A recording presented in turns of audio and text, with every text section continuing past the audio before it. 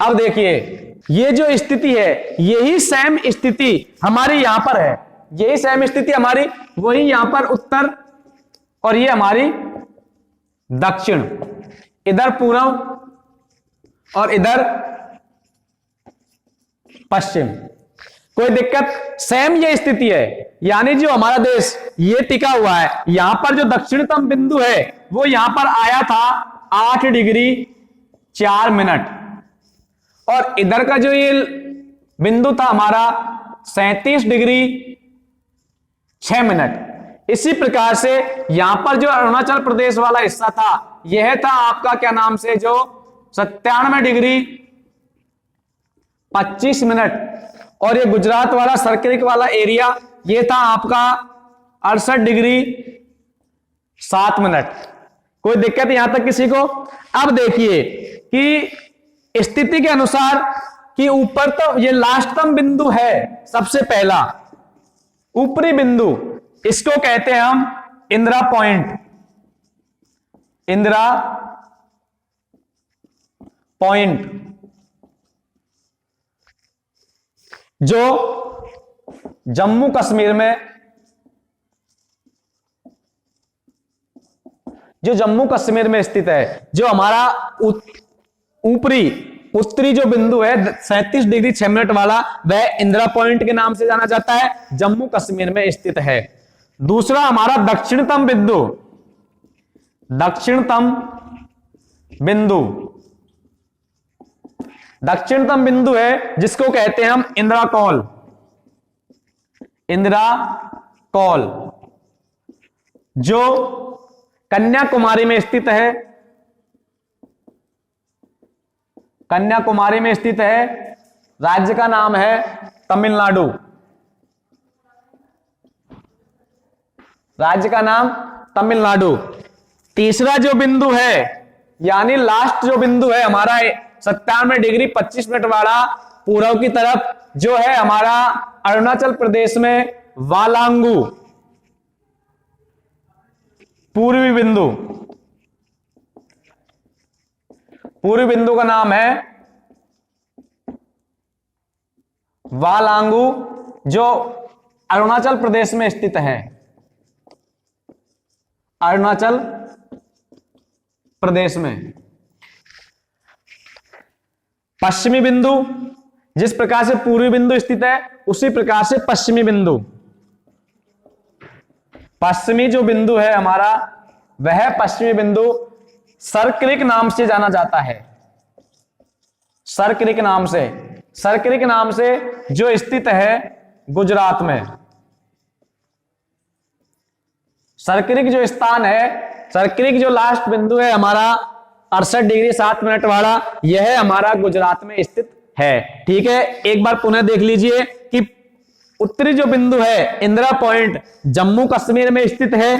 Second दक्षिणतम जो बिंदु है इंदिरा कॉल, वह हमारा कन्याकुमारी तमिलनाडु में स्थित है।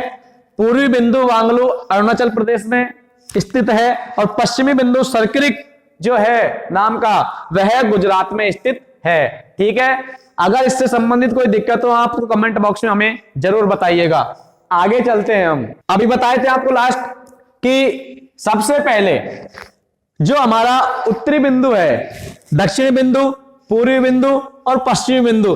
अब आ जाते हैं हम कि इसकी लंबाई और चौड़ाई। सबसे पहले हम देखेंगे तो हमारे देश भारत की उत्तर से दक्षिणतम जो दूरी है, उत्तर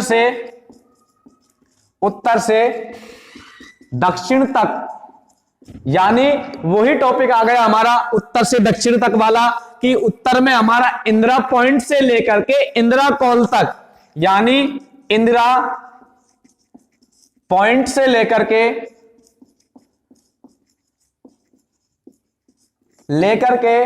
इंदिरा कॉल तक, इंदिरा कॉल तक, यानी जम्मू कश्मीर से लेकर के और कन्याकुमारी तमिलनाडु तक जो दूरी है उत्तर से दक्षिण, जिसको कहते हैं हम उत्तर से दक्षिण, वह है 3214 किलोमीटर।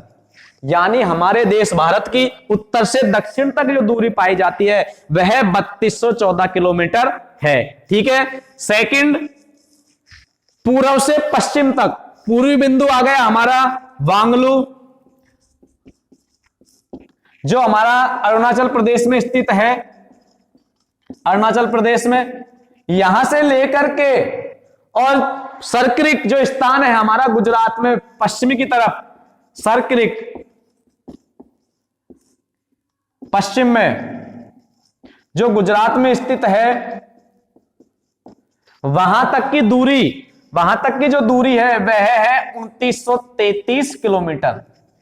वह कितनी है साथियों? 2933 किलोमीटर। यानी कहने का तात्पर्य सीधा सा यह है कि हमारे देश भारत की उत्तर से दक्षिण तक जो दूरी है वह 3214 किलोमीटर है, और पूर्व से पश्चिम तक की जो दूरी है वह हमारी 2933 किलोमीटर है। अब आते हैं हम कि इसका अक्षांशीय और देशांतरीय विस्तार क्या है। अक्षांशीय देशांतरीय विस्तार होता क्या है, किस प्रकार से हम निकालते हैं, समय के अंतराल किस प्रकार से निकालते हैं, समय में डिफरेंस किस प्रकार से पाया जाता है, वो मैं आपको अभी बताता हूं।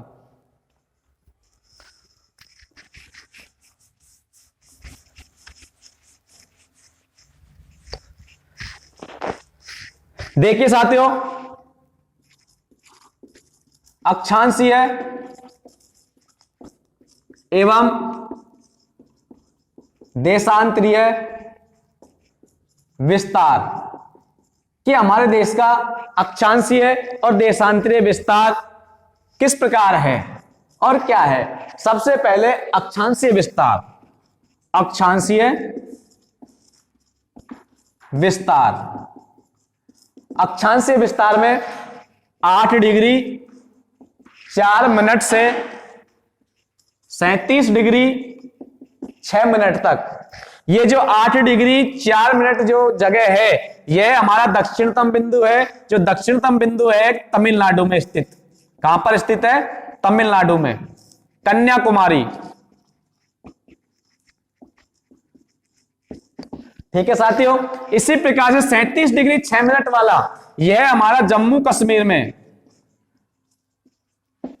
जम्मू कश्मीर में स्थित है, और इसका जो स्थान है या जगह है वह है हमारे क्या नाम से, इंदिरा पॉइंट।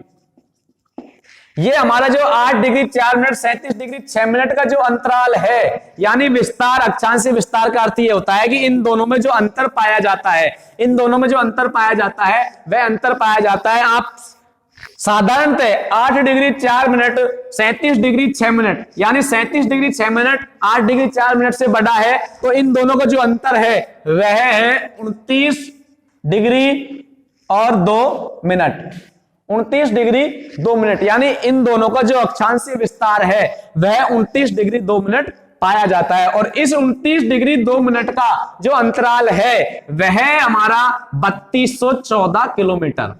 यानी इन दोनों के अंतराल में 3214 किलोमीटर की दूरी पाई जाती है। इसी प्रकार से देशांतरीय विस्तार, देशांतरीय विस्तार, देशांतरीय विस्तार में जिस प्रकार से हमने ये ज्ञात किया था उसी प्रकार से देशांतरीय विस्तार में 68 डिग्री 7 मिनट से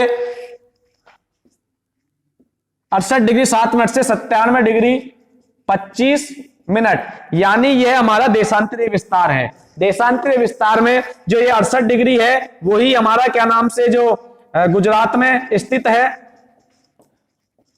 और 97 डिग्री 25 मिनट जो ये है देशांतरीय विस्तार, ये हमारा क्या नाम से अरुणाचल प्रदेश में वांगलू स्थान पर स्थित है, अरुणाचल प्रदेश। इन दोनों का जो देशांतरीय विस्तार है यानी 97 डिग्री 25 मिनट बड़ा है 68 डिग्री 7 मिनट से। जब हम क्या नाम से इनका देशांतरीय विस्तार निकालते हैं तो देशांतरीय विस्तार में अंतर पाया जाता है 29 डिग्री 6 मिनट का, 29 डिग्री 6 मिनट का। अब इन दोनों की जो दूरी है वही दूरी हो गई 2933 किलोमीटर, 2933 किलोमीटर। ठीक है, कोई दिक्कत किसी को यहां से यहां तक आपको आए तो हमें कमेंट बॉक्स में जरूर बताना। आगे चलते हैं हम।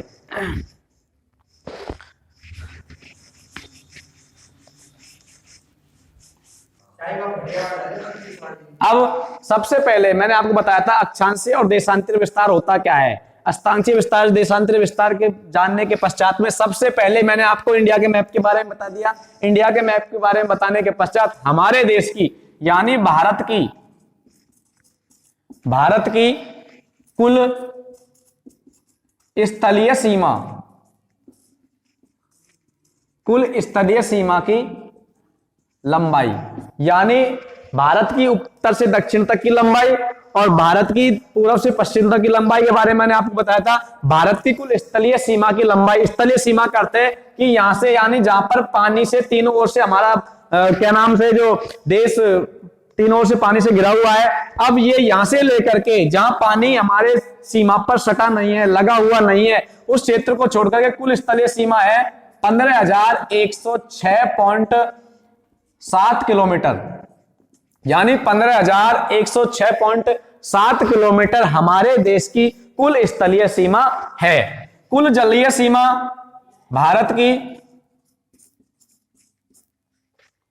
जलीय सीमा या तटीय सीमा, भारत की कुल जलीय या तटीय सीमा, जलीय और तटीय सीमा की कुल लंबाई है 6100 किलोमीटर, 6100 किलोमीटर। ये हमारी, अब इसमें एक समस्या है, जलीय सीमा यानी जब हम अंडमान निकोबार जो जितने भी हमारे द्वीप समूह हैं उन द्वीप समूह को मिलाकर के चलते हैं, जब इसमें कुछ डिफरेंस आ जाता है, इसमें कुछ अंतर आ जाता है। अगर जो जलीय सीमा, जब समुद्र तटीय जो हमारे क्या नाम से अंडमान निकोबार जो द्वीप समूह है, अन्य द्वीप समूह की सीमाओं को नहीं जोड़ करके जो हमारे सिर्फ उनको छोड़ करके जो जलीय सीमा है वह 6100 किलोमीटर है। और अगर संपूर्ण जलीय सीमा यानी अंडमान निकोबार जितने भी द्वीप समूह है उनको मिलाकर के चलते हैं तो भारत की संपूर्ण जलीय सीमा, भारत की संपूर्ण जलीय सीमा यानी भारत की जो संपूर्ण जलीय सीमा है उस जलीय सीमा की लंबाई है हमारी 7516.2 किलोमीटर, 7516.2 किलोमीटर, यानी कुल 6100 किलोमीटर है और भारत की संपूर्ण जलीय सीमा है 7516.2 किलोमीटर। अब यह हमारी संपूर्ण जलीय सीमा। भारत का जो कुल क्षेत्रफल है यानी हमारे देश भारत का कुल क्षेत्रफल 32,87,263 किलोमीटर, यानी 32,87,263 किलोमीटर हमारे देश भारत का क्षेत्रफल पाया जाता है। एक बार पुनः देख लीजिए कि भारत की जो कुल स्थलीय सीमा की जो लंबाई है वह 15,106.7 किलोमीटर है। भारत की जलीय सीमा और तटीय सीमा यानी जो जलीय सीमा है वह 6100 किलोमीटर है। यह है उनको छोड़ करके है द्वीप समूह को, और जब द्वीप समूह की यानी संपूर्ण भारत की जो सीमा को लेकर के चलते हैं हम तो 7516.2 किलोमीटर है और भारत का कुल क्षेत्रफल 32,87,200 किलोमीटर 263 किलोमीटर हमारे देश का है। अब हम चलते हैं कि भारत में 2011 के आंकड़ों के अनुसार 2011 के आंकड़ों के अनुसार हमारे देश की इस क्षेत्र के अंतर्गत कुल 121 करोड़ जनसंख्या पाई जाती है। ठीक है बेटा, किसी प्रकार की कोई दिक्कत आपको इसमें आए तो हमें कमेंट बॉक्स में जरूर बताना। यह मैंने आपको बताया था भारत के सामान्य परिचय के बारे में। अब हम वहीं चलते हैं जहां पर हमारा टारगेट था हमारा कि सीबीएसई के सिलेबस के अकॉर्डिंग, सीबीएसई के सिलेबस के अनुसार हमारे कक्षा 12 के जो दोनों बुक हैं उन दोनों बुकों में से मैंने आपको कल बताई थी, एक तो भारत लोक और अर्थव्यवस्था। भारत लोक अर्थव्यवस्था के बारे में सबसे पहले मैंने आपको भारत के बारे में विस्तार से बता दिया। कल आपको ज्योग्राफी के सामान्य परिचय के बारे में बताया था। उसके बाद में दूसरा है हमारे मानव भूगोल के मूल सिद्धांत। उन मानव भूगोल के मूल सिद्धांत सेकंड बुक है हमारी। तो सबसे पहले हम कल लेके चलेंगे आपको पहला चैप्टर भारत, लोग और अर्थव्यवस्था का पहला चैप्टर है जनसंख्या, जनसंख्या वितरण, जनसंख्या वृद्धि, जनसंख्या संगठन। ठीक है बच्चों, किसी भी प्रकार की दिक्कत हो बताइएगा। मैं उम्मीद करूंगा कि आपको जो मैंने ये बताया था वो आप सही तरीके से घर बैठ करके पढ़ेंगे और आपको समझ आया होगा। कोई किसी प्रकार की दिक्कत हो तो आप मुझे कमेंट बॉक्स में जरूर बताइएगा। धन्यवाद।